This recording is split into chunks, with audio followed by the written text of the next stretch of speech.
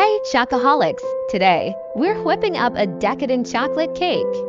Let's get started. We'll need some butter, whole milk, a teaspoon of vanilla extract, and a good amount of cocoa powder. Add 4 eggs and 2 cups of flour to make it light and fluffy. Firstly, melt the butter and milk together with vanilla extract. Stir in the cocoa powder until it's well combined. Mix the eggs and flour in a separate bowl until they form a thick batter.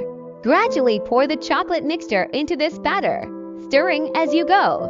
Pour the mixture into a cake pan and bake at 350 degrees Fahrenheit 175 degrees Celsius for about 30 minutes. Once it cools down, slice and serve. This moist, flavorful cake will have everyone coming back for seconds. Thanks for joining me on this tasty journey. If you loved this recipe, give this video a thumbs up and don't forget to subscribe for more culinary adventures. Happy baking!